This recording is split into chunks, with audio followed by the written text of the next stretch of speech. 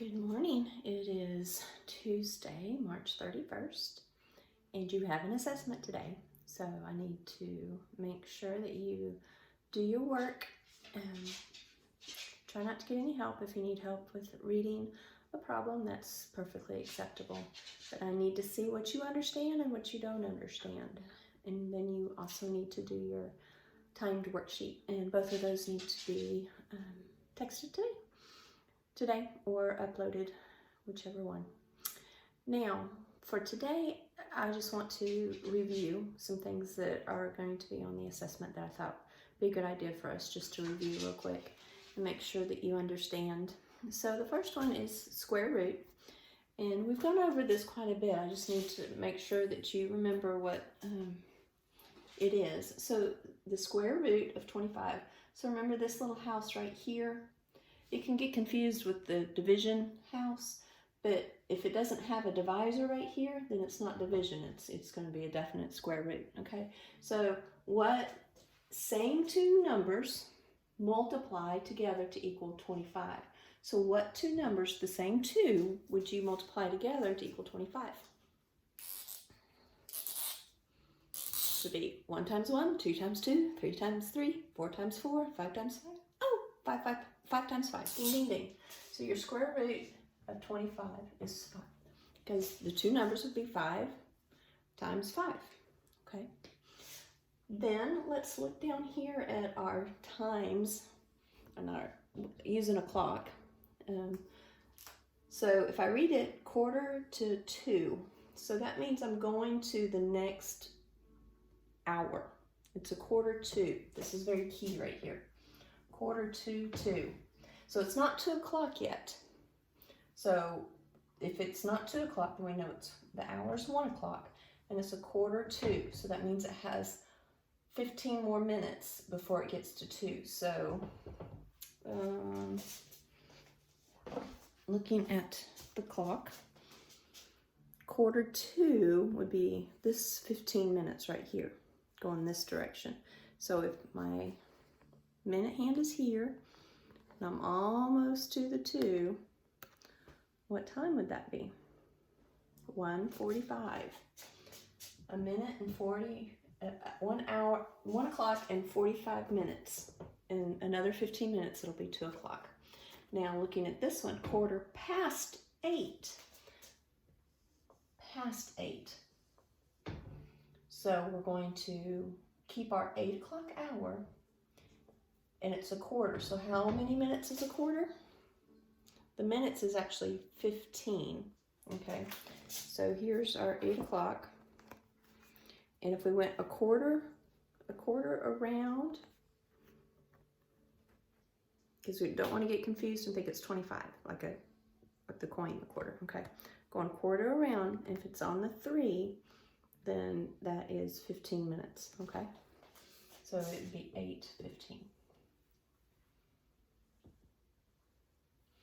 All right, our last one, well, no, actually it's not, but 3 ways to make 50 cents. This is going to be on your exam, so you're going to, they abbreviated, use the first initial for each coin: quarter, dime, nickel, penny. So I'm gonna come up with 3 different combinations that equal 50 cents is what they're wanting you to do. Let's get that back a little bit. All right, so there's always 2 easy ones, right? The 2 quarters, 25, 50, or how many pennies could we do? 50 pennies, right? So then we could do a combination. If I only did 1/4, so that'd be 25, and I did 2 dimes, 25, 35, 45. Oh, wait, make sure you're on the 3rd line. Or we could even do another easy way, would be 5 dimes. Or we could get fancy. 1/4 is 25 cents. 2 dimes, 25, 35, 45, and then I would need 1 nickel, or I could do 5 pennies. So any combination of coins to equal 50 cents. Have fun with it, you know, don't make it. You can get the easy ones out of the way first, just knock those out, and then have fun with 1 or 2 of them on the test, okay? then over here, I want us to review subtraction real quick. Now, when we look at a problem, now all of your adding and subtracting problems need to be on graph paper and number them. If it's problem number 1, you put a 1 and then you rewrite it. Make sure you are copying it correctly, because if you copy it wrong, your answer is going to be wrong, okay? So we're practicing the ability to copy something correctly, remembering looking at it and then writing it correctly on the graph paper. That'll help you keep your lines lined up and your numbers lined up. And then also send your, if you do any, well, you need to be doing scratch paper, but use the graph paper for that, please. All right, so my first, do I subtract the 10s or the 1s first? So I always start furthest over in this direction, the opposite of reading. If we were reading, we'd start over here, but with math, we're going to start over here. I'm going to start with the smallest amount, okay, and that'll be our 1s. Now, you have to ask yourself, is 3 larger than 9? No, it is not. So I cannot take 9 from the 3. And do not flip it around and try to take 3 from 9. It doesn't work that way. So if this number is not bigger than this one, I have to go next door and get some more and get some sugar. So if I go, I have 5 10s, and I'm going to exchange one of those 10s for 10 1s. If I exchange one of them, I only have 4 left. And I'm going to put that those 1 10 plus the 3 would be 13. So now I have 13 1s minus 9. Remember, anytime you subtract 9, I can add these two together, and that will give me my answer. Check yourself. Is 9 plus 4 13? Yes, it is. And then 4 minus 2 is 24. And then you can always check yourself with adding 29 plus 24. 9 plus 4 is 13. Carry my 1, 53. That is correct.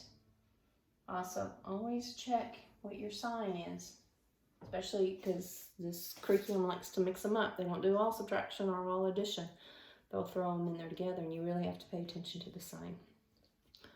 All right, we're almost at 7 minutes. I want to do a quick review because you're going to be doing multiplying 9. And we have already gone over this, but I want to just do a quick review.